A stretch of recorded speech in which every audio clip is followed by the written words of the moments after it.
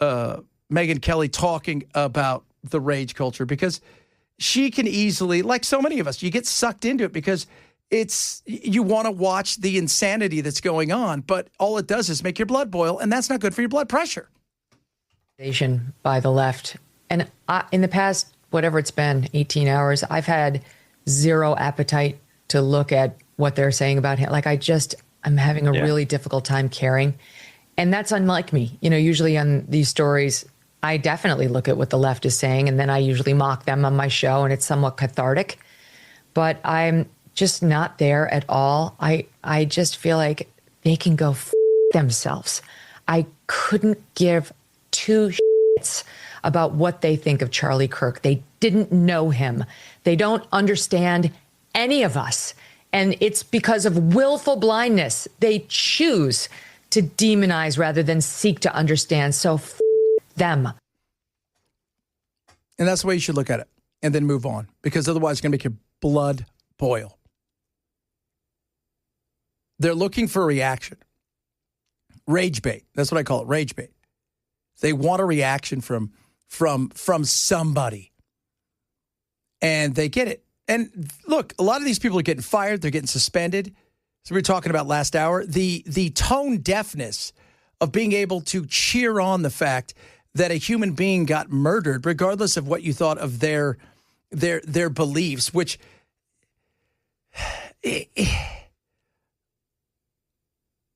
look, there's a lot of people out there who say a lot of crap. And Charlie had hard beliefs on stuff as far as how he was built and the way he thought of things. None of them were evil. None of them were. I mean, we can debate, the some of the stuff he said about civil rights or some of these other things. Okay, but to think that he was full of hate, that so many people thought, that's so asinine. Not even close to being full of hate. Trust me, there are people out there that live to rile people up and will say the most outrageous. Charlie didn't say outrageous things. He said things to the average person that might be outrageous. And why people felt he was so much of a hate monger and stuff is because of what he had built. See, what he had built was huge, and it's bigger now. What he built was a much different, it wasn't a platform for him. He built Turning Point. It wasn't just an him thing. There was much larger growth that started well before he became the star of it, in a way that you could almost separate the two. That's the reason why, because success will always breed haters.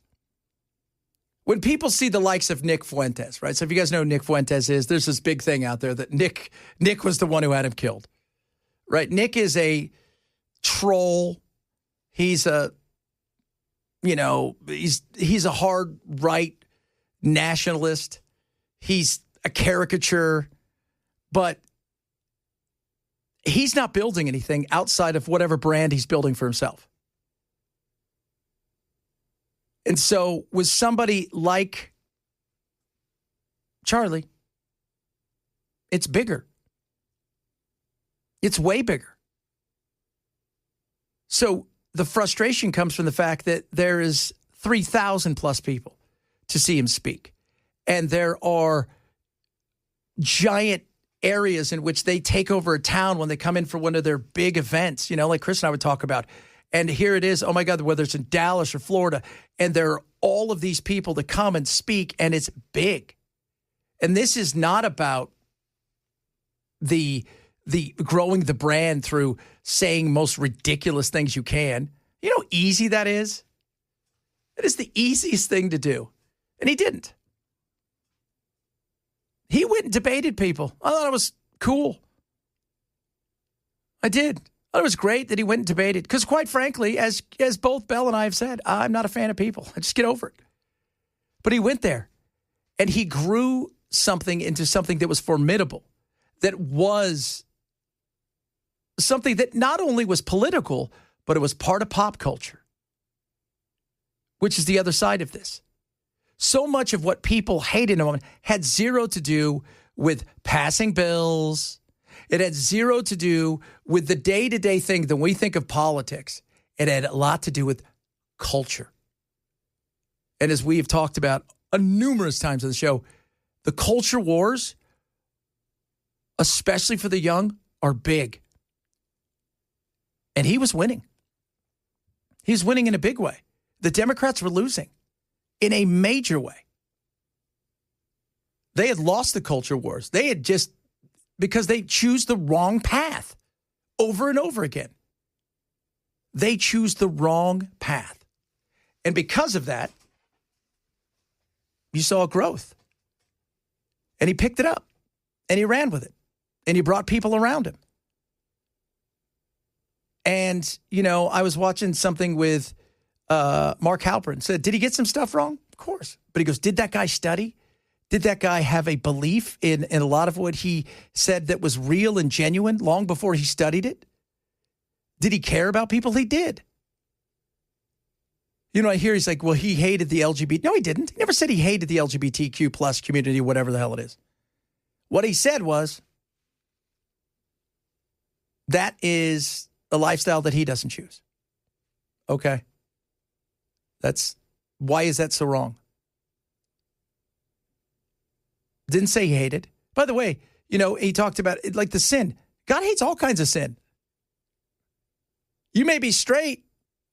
You may have a wife. You may have 12 girlfriends. He's not thrilled by that either. So there's a lot. But the culture wars is where the battle was.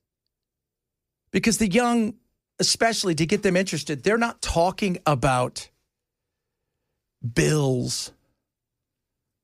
They're not talking about those kind of things. Yes, it comes up later on about the affordability of colleges. It comes up later on when it comes to a lot of different things. But originally, to bring them in, when you hear them, they're rarely discussing whether or not the one big beautiful bill should be passed.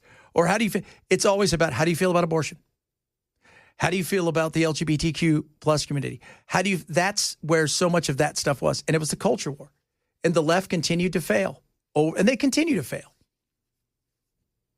And their hatefulness was just, look, I'm not saying there aren't people out there that celebrate when bad things happen to the left, because we know there are, because I get some of your text messages. But theirs is huge. And you watch it and you think, you really believe that your hate, because you look over and you say the right is full of hate, you believe that your hate is morally superior. So therefore you have the right to do this because somehow, some way, you have a moral superiority. You're on the highest of mountains with your superiority. And so you should get a pass. Well, you don't. And you're paying the price for it. And it's not a good look. And by the way, none of this is going to age well.